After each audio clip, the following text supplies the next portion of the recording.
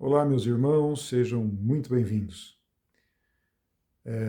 Eu me chamo Gabriel Valentini, sou mestre maçom, membro da augusta e respeitável loja simbólica Estrela de Jundiaí 325 e atualmente estou exercendo a função de mentor regional da 29ª região maçônica da GLESP, a grande loja maçônica do estado de São Paulo. Hoje, sábado, 25 de abril de 2026, iniciamos os trabalhos do nosso grupo de estudos regional.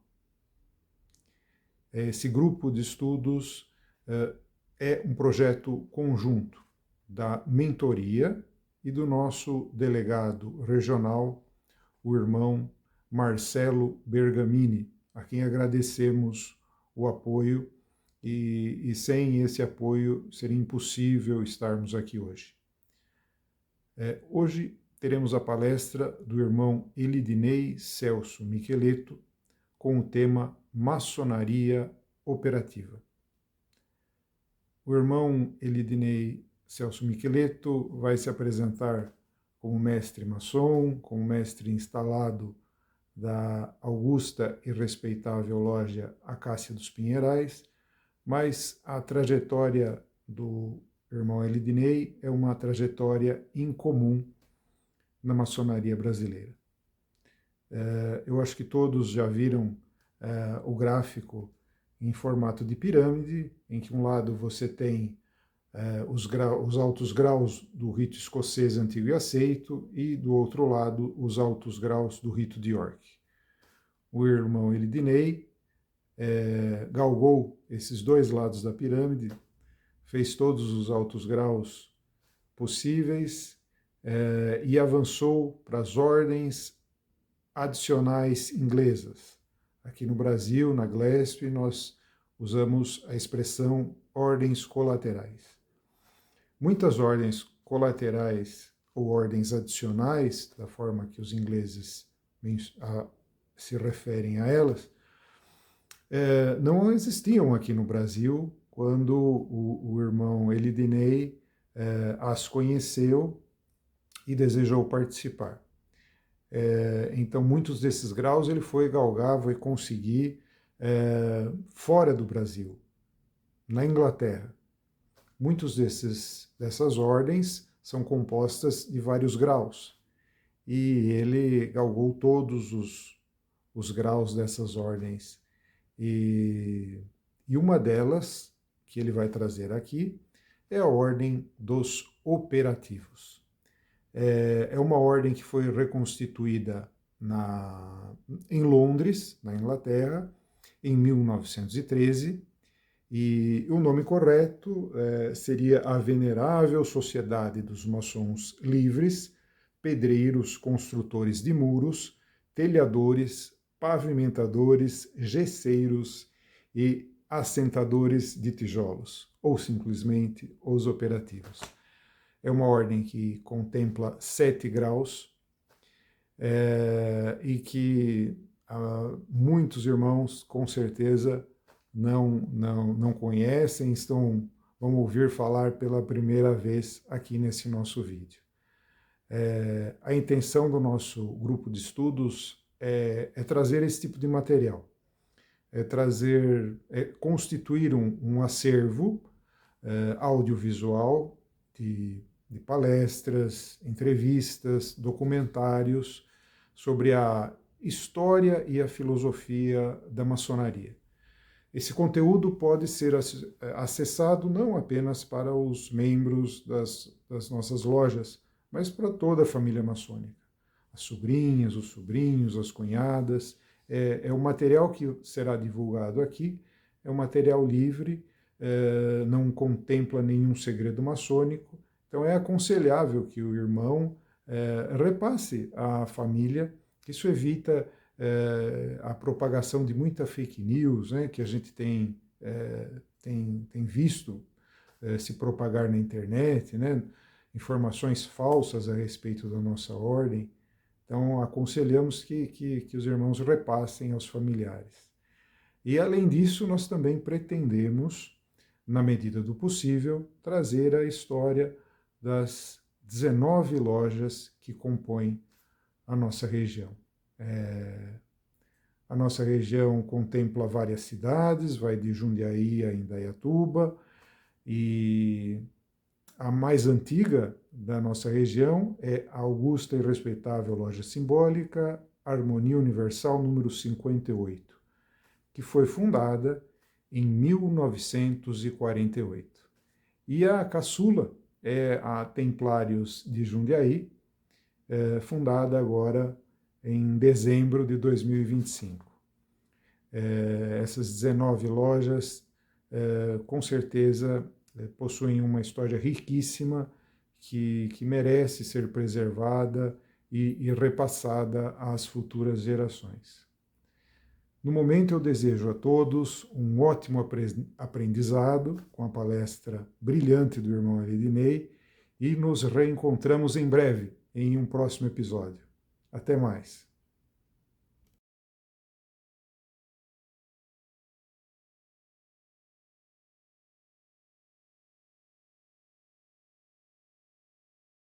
Bom dia a todos. Eu sou Elidinei Celso Miqueleto. Eu sou mestre maçom, mestre instalado da augusta e respeitável Loja Simbólica Acácia dos Pinheirais, número 480, da grande loja maçônica do estado de São Paulo. Nós estamos aqui hoje para fazer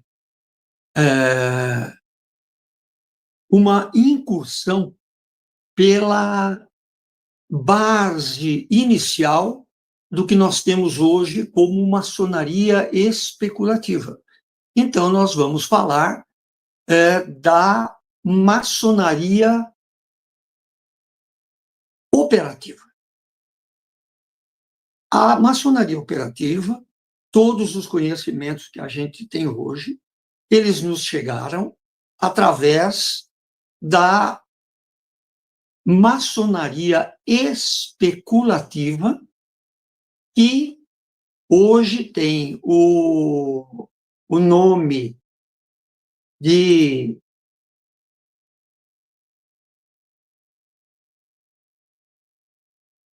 maçonaria operativa especulativa. Essa sociedade é um corpo regular da maçonaria operativa e restrito à participação a mestres maçons que sejam também maçons do Arco Real Sagrado e mestres maçons da marca, estando ativos nesses três corpos. E o objetivo dessa sociedade é perpetuar, preservar um memorial das práticas dos maçons operativos existentes antes da existência da nossa maçonaria especulativa, ou que continuaram independentes após seu surgimento.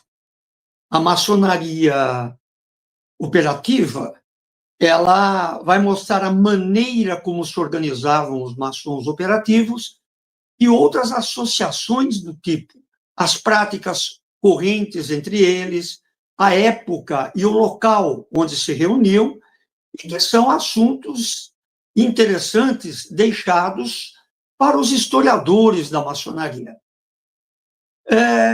Os graus dessa sociedade dos operativos são 7, e são nomeados aprendiz contratado, companheiro do ofício, companheiro superior montador e marcador, companheiro superior montador ajustador, intendente, mestre de obras, intendente superior e guardião, mestre passado e, finalmente, o 7º grau, que é o de grande mestre maçom. Os 4 primeiros graus são conferidos em uma assembleia de lojas do grau 4º ao 1º, cada um é conferido quando a Assembleia estiver apropriadamente aberta nos respectivos graus. Os graus 5º, 6º e 7º são conferidos em separado em lojas desses graus. No entanto, certos elementos usados nas práticas dos operativos podem recordar antigas práticas, não é? Os maçons especulativos estão satisfeitos em reconhecer suas origens nas práticas dos antigos pedreiros medievais, mas muitos tendem a esquecer tudo sobre os primeiros pedreiros medievais. Preservando as práticas dos antigos pedreiros, conforme essa reputação, a sociedade é uma memória para a maçonaria especulativa, das suas antigas origens e dos valores. Em uma loja operativa, é possível sentir que verdadeiramente se volta no tempo. Há pontos encontrados em uma loja simbólica e que lá tem sua explicação. E isso é importante para encontrar algumas das mais importantes ferramentas usadas pelos pedreiros medievais e aprender algo. A sociedade geralmente tem proporcionado considerável fidelidade e afeição aos seus membros. E além dos seus méritos e das cerimônias que praticam, a sociedade preenche uma grande lacuna na estrutura maçônica.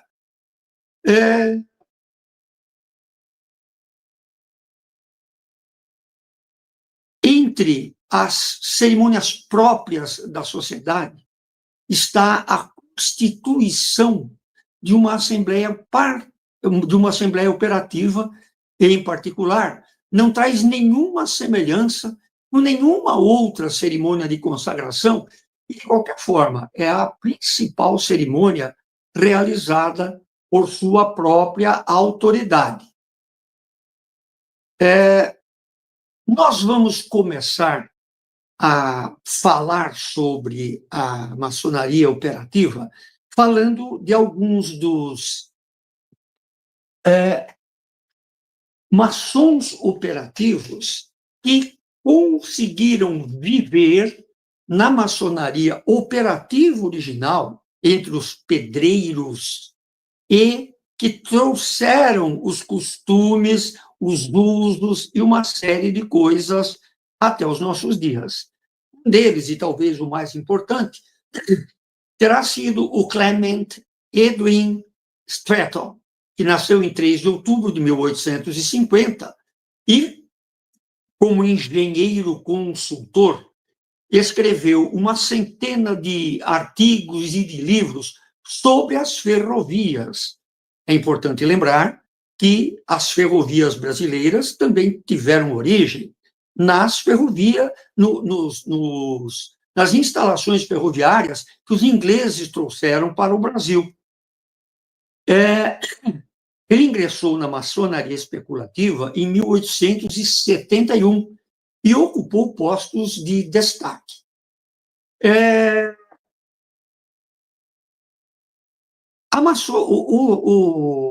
Ele trabalhava para uma empresa ferroviária e as ferrovias, elas atravessam uma série de acidentes geográficos e é necessário o túnel para que haja a possibilidade de passagem do comboio férreo, não é?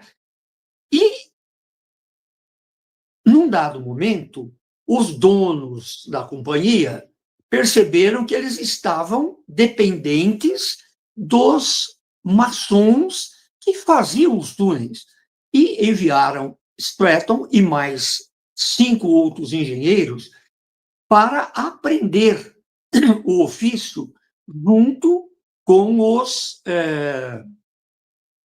pedreiros que estavam prestando os seus serviços para aquela ferrovia. Essa pedreira, ela se localizava em Cromford, em Derbyshire. E Os homens que estavam trabalhando na pedreira, quando esses engenheiros chegaram, eles mostraram sua desaprovação da ideia de treinar não pedreiros, fazendo comentários, inclusive, ofensivos, chamando-os de impostores e parasitas. Eles se recusaram a cooperar totalmente em seu treinamento de qualquer forma. E eles lhes passavam tarefas inúteis para realizar. E se algum desses alunos se aproximassem de alguns deles para ver o que ele estava fazendo e tentar aprender, o operário prontamente escondia as suas ferramentas e parava de trabalhar e ameaçava jogar poeira nos seus rostos se eles persistissem.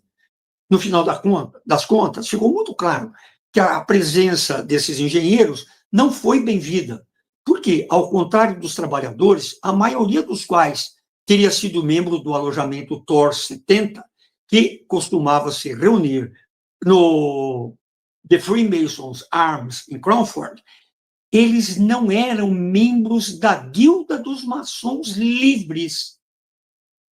Os 6 prontamente acertaram, percebendo isto, o seu ingresso num período de aprendizado de 7 anos, durante o qual eles deveriam se aprofundar nos conhecimentos de alvenaria.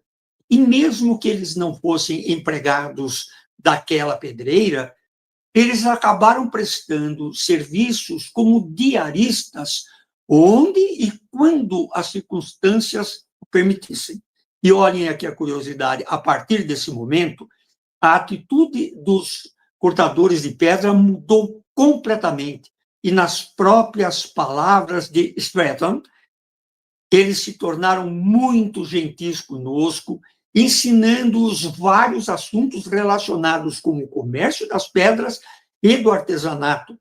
E eles nos convidavam para uma festa e cantavam a canção do aprendiz, e nós nos divertimos muito com eles. Agora, olha que interessante. Antes, nada. Após a iniciação, eles abriram completamente o jogo, não é?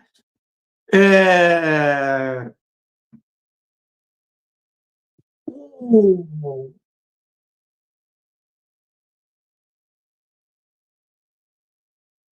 Stratton, então, diz que, posteriormente, ele se tornou um companheiro do ofício,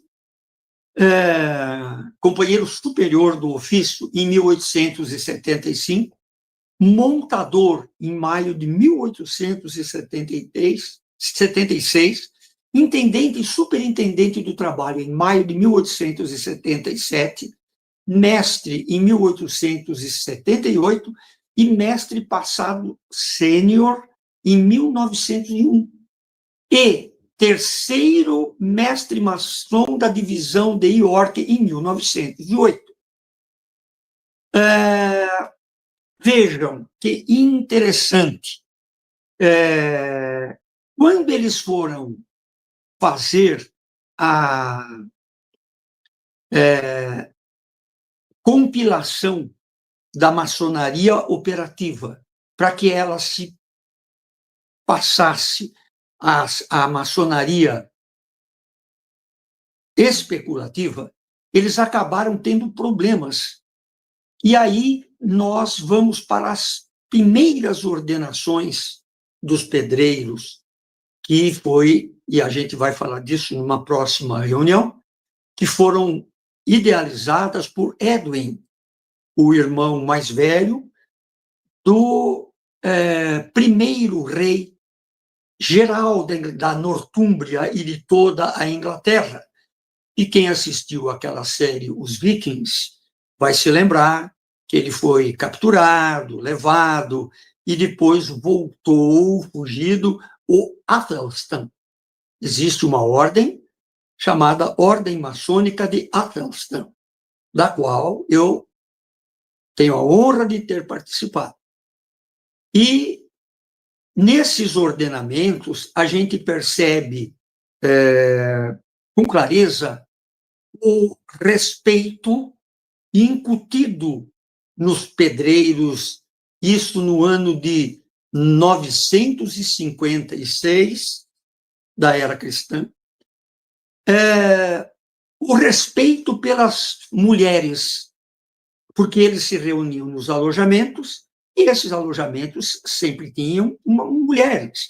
E essas mulheres que cozinhavam e também serviam como enfermeiras, porque do trabalho rude resultava ferimentos, etc. Essas mulheres, elas participavam das reuniões de início de trabalho e das reuniões do final do trabalho, coisa que se iniciava com o romper da aurora e que terminava com o pôr do sol. E elas ouviam coisas. Então, quando eles foram compilar, e o John Eaker, que foi um dos primeiros maçons operativos especulativos, muito erudito e autor da época dele, ele foi compilado e editado pela senhora Marjorie Cecily Debenham, que foi grã-mestra dos comaçons e com outra mulher maçom, a G.A. Bothelgoose, grau 33, foram fundadoras da ordem da antiga maçonaria livre e aceita para homens e mulheres, e que depois foi convidada a se tornar uma maçom da guilda, e usou o título de grande mestre sétimo grau na guilda dos operativos pelo resto da sua vida. E foi essa senhora a quem se solicitou fornecer aos operativos modernos os segredos dos graus mais elevados, porque ela era o único membro sobrevivente do alojamento Mountbatten Guild número 110, e nenhum dos operativos modernos tinha ciência deles. Então, o primeiro mestre maçom posterior se tornou um companheiro de ofício, etc., e aí foi. Então, vejam que interessante. Todas essas informações nos foram passadas, e agora nós vamos entrar para dentro da verdadeira maçonaria operativa e vamos ver a convergência entre a maçonaria operativa e o que nós temos hoje nos nossos usos da maçonaria especulativa, com as variantes, com as variáveis próprias de cada ritual praticado, mas a origem é sempre aqui. Vejam, a marcha do aprendiz, a marcha do aprendiz operativo, ele tinha que demonstrar equilíbrio necessário para trabalhar nas pedreiras das construções, nas paredes das construções.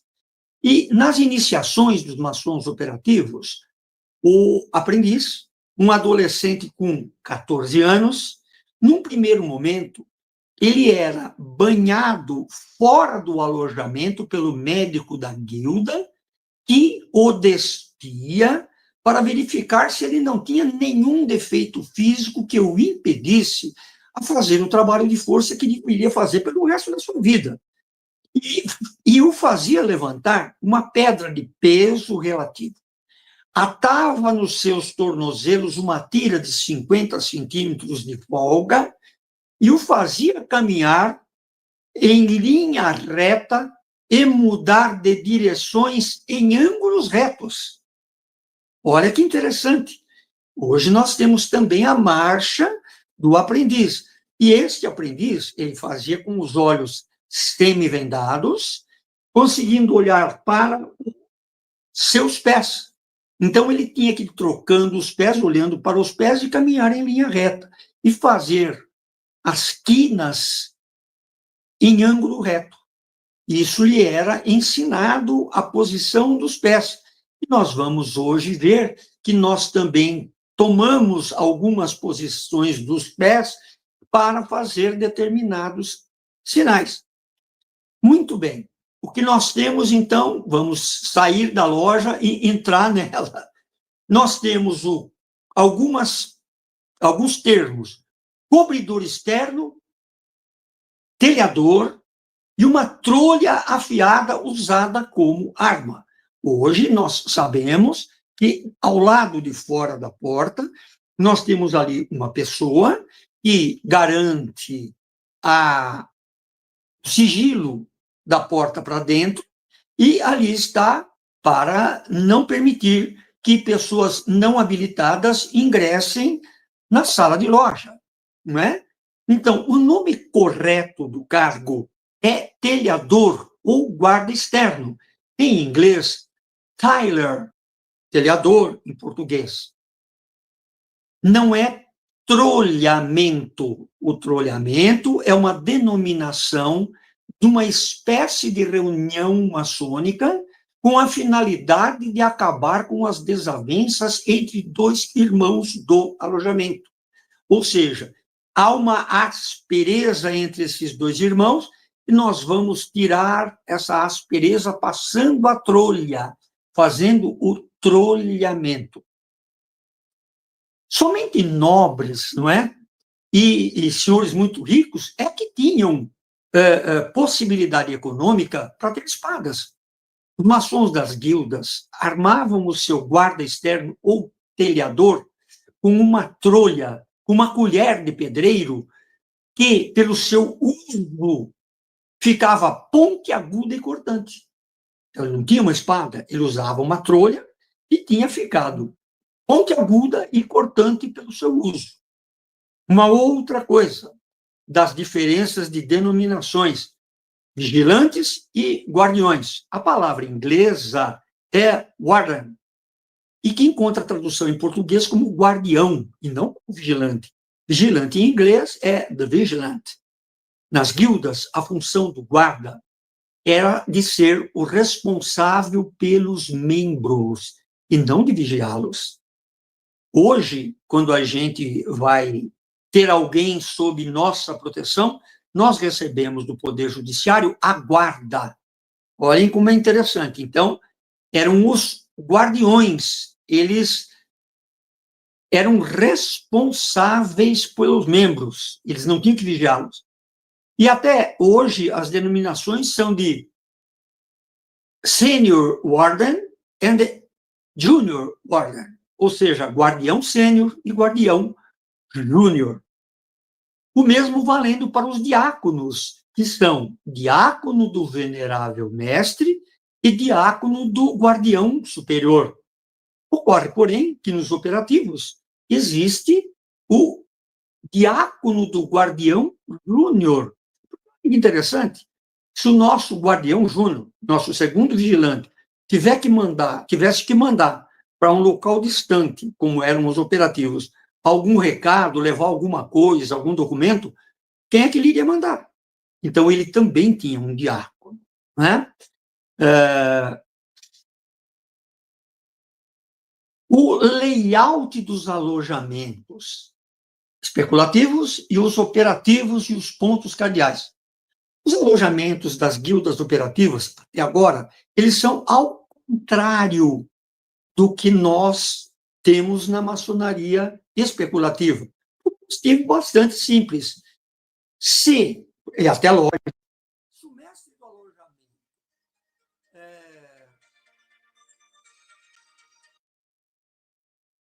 o mestre do alojamento é o encarregado de abri-lo ao nascer do dia, só deverá estar, o mestre do alojamento deverá ficar posicionado no oeste, ou seja, no ocidente.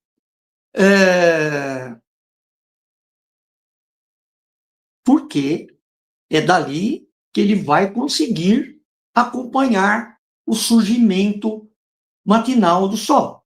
E o guardião sênior, encarregado, o nosso primeiro vigilante, encarregado de encerrar os trabalhos ao pôr do sol, deverá estar posicionado no leste, no oriente, para poder acompanhar o Sol no seu poente e encerrar o dia de trabalho. Como o Sol percorre seu caminho pelo norte, saindo do leste e se pondo no leste, o Guardião Júnior, para assinalar a parada do almoço ao meio-dia, estava colocado no sul, como está o nosso hoje, para poder ver o Sol em seu meridiano, ou seja, para poder ver o Sol no seu apogeu. Nós usamos hoje malhetes, mas os operativos, como membro da autoridade, eles usavam nas pedreiras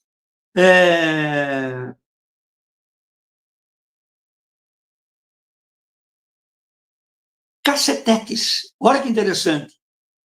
Que tenha sido símbolo de autoridade por séculos e até hoje, quando o Lord Chancellor deixa o recinto da Câmara dos Lordes para assistir o serviço anual dos juízes de Sua Majestade em Westminster, a procissão é liderada por alguém carregando exatamente cacetete. Né? Aí agora vem uma coisa muito importante para todos nós. É pedra polida ou pedra perfeita?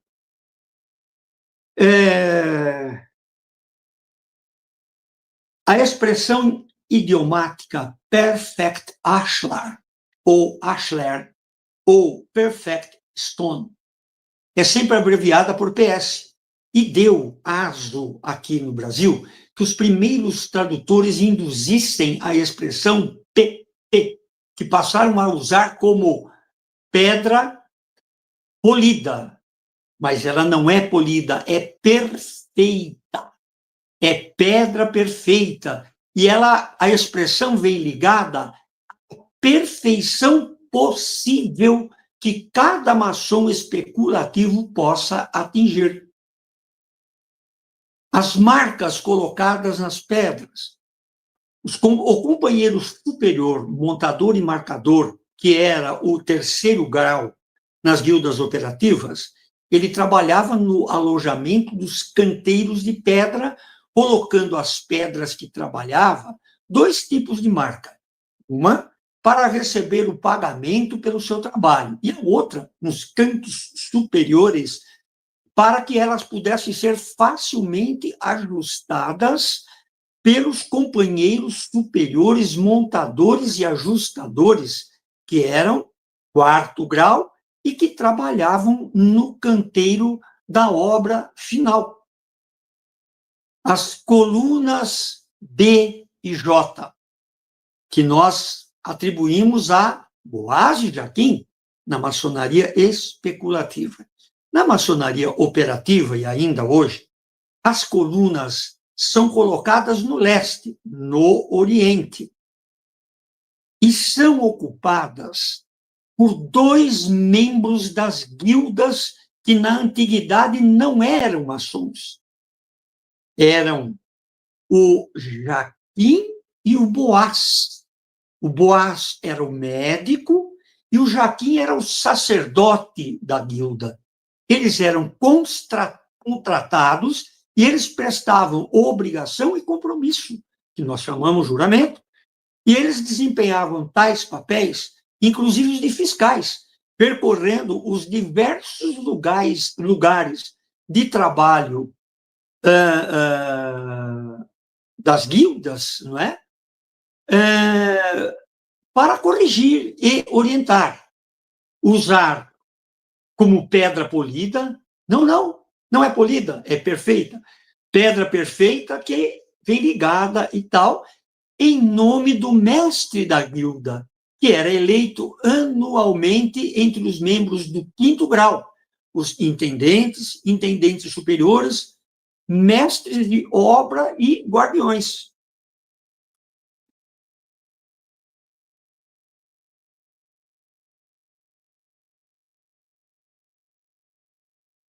E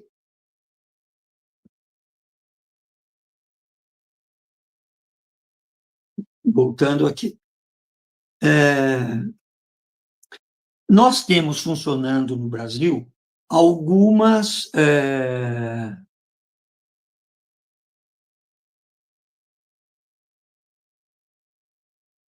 coisas maçônicas especulativas, né? Em diversos locais. Em São Paulo, nós temos uma assembleia, que é a Assembleia Catedral de São Paulo, e a Assembleia... fugiu o nome. E a Santa Casa de Misericórdia. São duas assembleias funcionando aqui em São Paulo. Este é, em resumo, o que se tem para falar da maçonaria operativa, dos principais fatos da maçonaria operativa. Eu agradeço demais a você, Elidinei, pela generosidade de aceitar o convite para estar com a gente aqui hoje no grupo de estudos regional. É uma tentativa de trazer mais conhecimento, de levar conhecimento aos irmãos da região de uma maneira mais simples, né? Esse modo de trabalho, né? Entre aspas, aí, o EAD, né? Acho que facilita muito para todos os irmãos, e eu já havia assistido a apresentação sua por 2 outras vezes, e é sempre maravilhoso. Agradeço demais você ter dividido conosco um pouco do seu conhecimento no dia de hoje. Gostaria de falar também que o nosso grupo de estudos regional é uma iniciativa importante para aprimoramento, reflexão e fortalecimento dos nossos princípios, né? E eu queria registrar aqui, de forma especial, o meu sincero agradecimento ao nosso mentor regional, o irmão Gabriel Valentim, que tem se desdobrado, que com sua dedicação e liderança ele tem feito esse compromisso de tocar para frente o nosso grupo de estudos, tocar para frente a nossa mentoria e fazer disso a concretização de um grande trabalho, que é mostrar para os irmãos que a mentoria não é algo a se temer, é algo a se usar, porque ela é só uma ferramenta, né? Então, é algo para se aprender. Exato. Mas nós temos ainda, Elidinei, muitos irmãos que têm medo do uso da ferramenta, né? O mentor dentro das lojas, o mentor regional, os grupos de estudo são ferramentas. Ninguém quer tirar o mestre mais antigo, ninguém quer tirar dele o que ele já conquistou. Muito pelo contrário, né? Nós queremos ajudar a fazer dos nossos aprendizes mestres melhores e assim dar continuidade à maçonaria, né? Nós temos muitas coisas que atrapalham hoje a ida de um possível irmão à maçonaria. Nós temos que trabalhar isso da melhor forma. Então, eu agradeço demais você ter se colocado à disposição da 29ª região hoje, Elidinei. Agradeço demais e agradeço muito o trabalho que o nosso irmão Gabriel tem feito à frente da mentoria regional. Muito obrigado a vocês todos. E aos irmãos que estiveram conosco, nos assistindo, muito obrigado. E aos que vierem assistir ainda, porque nosso Nosso vídeo vai ficar disponível no canal do YouTube da 29ª Região. Esse é só o primeiro, né? Esperamos fazer muitos mais e que a gente possa levar mais conhecimento para todos os irmãos da nossa região. Muito obrigado a todos